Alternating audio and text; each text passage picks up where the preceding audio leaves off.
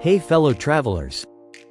Welcome back to Open Sky Journeys, where we post regular videos on how to explore the best places in the world, all within the budget. Today, we're heading to Italy. A place where every corner is filled with romance, every dish feels like a warm hug, and every building has its own story. Trust me, by the end of this video, you'll want to book your flight. So stay with me as I take you through the top places, activities, and some hidden gems you don't want to miss. And stick around until the end because I'll break down the total cost of the trip, along with all the insider tips to help you plan the perfect Italian adventure.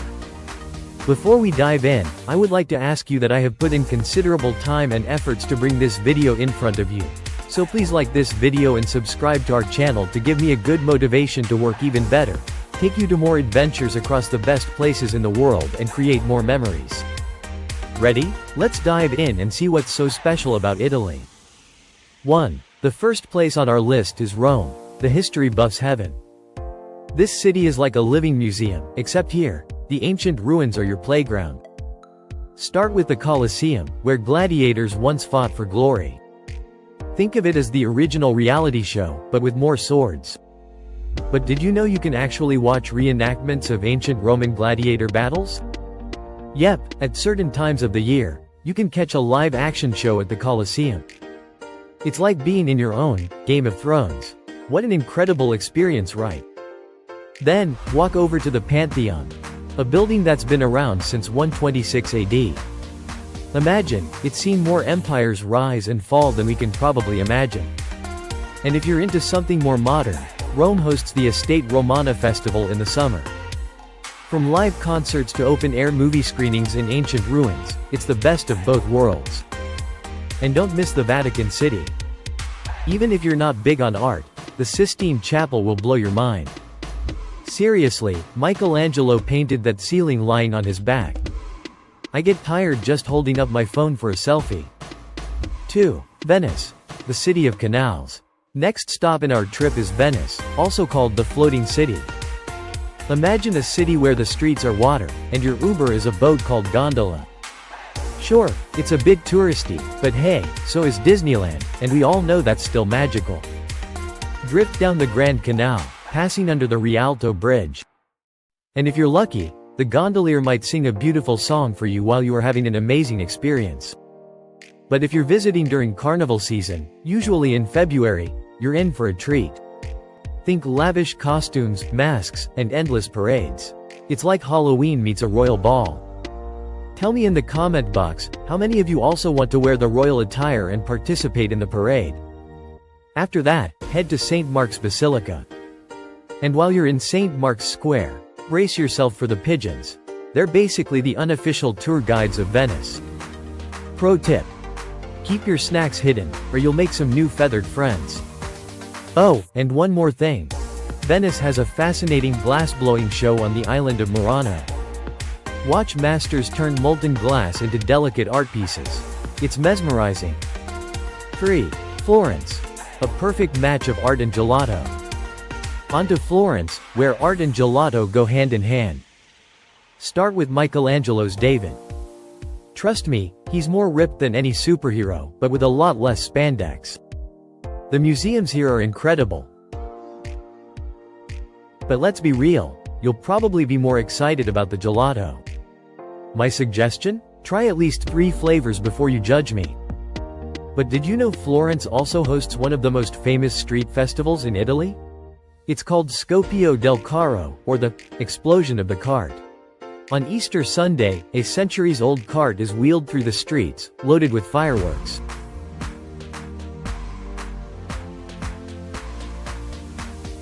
And then, boom, a fireworks display right in the city center. It's crazy, colorful, and something you'll never forget.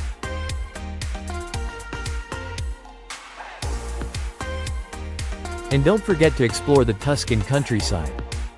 Rent a Vespa and live your under the Tuscan sun fantasy. The vineyards here are as endless as your Netflix watchlist, and the wine is even better. Remember, when in Tuscany, you're practically required to slow down and sip on life. Preferably with a glass of Chianti in hand. 4. Amalfi Coast, where every day feels like a postcard. Now let's soak up some rays at the Amalfi Coast. Picture this. Colorful houses clinging to cliffs, turquoise waters, and lemon trees everywhere. It's like someone turned up the saturation filter on reality right. Visit Positano for the iconic beach vibes, and take a boat to explore the Blue Grotto on Capri Island. Just don't lean too far out for that Instagram shot. We don't want any, oops, my phone, moments. Feeling active? Tackle the Path of the Gods, a hiking trail with views that'll make you forget about your burning legs. And if you're not into hiking, just grab a gelato and watch the sunset from the beach. Way less effort, same level of beauty. While you are there, how about joining the locals for one of the many summer festivals? The Luminaria di San Domenico in Praiano is one of the most magical. Thousands of candles light up the town, creating a breathtaking scene you'll remember forever. 5. Cinque Terre. Picture-perfect villages. Now, if you think your Instagram feed is looking a little dull, head to Cinque Terre. These 5 little villages are so colorful they make rainbows jealous. You can hike between the villages for stunning views, or take the train if you want to save your energy for more important things. Like eating all the pesto you can get your hands on. Cinque Terre also hosts the famous fish festival every September, where you can feast on freshly fried anchovies and other seafood delicacies. It's like a beach party, but with better food. Don't miss the Via dell'Amore, a scenic walkway known as the Path of Love. It's romantic even if you're solo. Just think of it as a date with yourself, and a really good plate of seafood pasta. 6. Milan. Where fashion and history collide. Now let's get fancy in Milan, the city where fashion and history go hand in hand. Literally, because everyone's carrying a designer handbag. And if you're a football fan, a trip to San Siro Stadium to catch a match featuring AC Milan or Inter Milan is a must. Football is a religion here, and even if you're not into sports, the energy will sweep you up. Visit the Duomo, a stunning Gothic cathedral that took nearly 600 years to complete. You think your projects take forever? Try building a church. Look at this architectural marvel, isn't this just stunning? Afterward, stroll through the Galleria Vittorio Emanuele II. It's so fancy that even window shopping feels luxurious. Pro tip. Spin on the bull mosaic inside for good luck, but don't let the locals catch you doing it. 7. Lake Como. Where the rich and famous play. Finally, unwind at Lake Como. It's so beautiful that even George Clooney, the most famous American actor and filmmaker, couldn't resist buying a house here. Take a boat ride around the lake, explore Bellagio. No, not the Vegas one, and marvel at the stunning villas lining the shores. This is the spot to kick back with a glass of Prosecco and soak up the good life, because hey, you're on vacation. Speaking of Lake Como, if you're lucky enough to visit in July, you might catch the Bellagio Festival of Lights.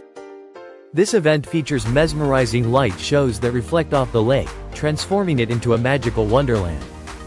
And if you time your trip right, you can attend the Villa d'Este Vintage Car Show, an event where classic cars meet its own place. Now, I know you're all ready to pack your bags, but hold up, we've got to talk visas. Most travelers will need a Schengen visa to enter Italy. It'll cost you about $85 USD, and processing time is usually around 15 to 30 days. Just apply through your nearest Italian consulate or a visa application center. Make sure your passport is valid for at least 3 months beyond your trip, and travel insurance is a must. Trust me, you don't want to be dealing with unexpected surprises when all you want is more pasta. So, how long should you spend in Italy? For the ultimate experience, plan for about 14 to 18 days. Here's a breakdown of what you can expect to spend. Transport.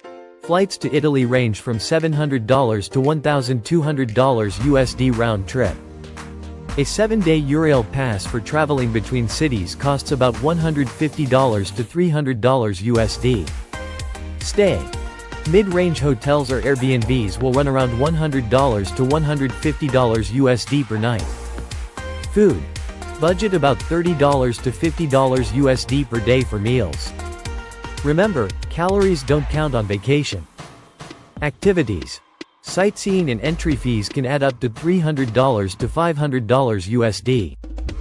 So, for a comfortable 2-week trip, you're looking at about $3,000 to $4,500 USD per person, including everything. It's a bit of a splurge, but for all the memories you'll make, it's worth every cent. That's a wrap on our Italian adventure, friends. If you found this helpful, don't forget to like, subscribe, and hit that bell icon so you never miss out on our next journey. Let me know in the comments which Italian spot you'd love to visit first. And hey, if you're planning a trip, keep this video bookmarked, you're going to need it. Please like this video and subscribe to our channel, and that gives a very good motivation to us to show you more adventures. Thanks for watching Open Sky Journeys, and I'll see you in the next video. Bye.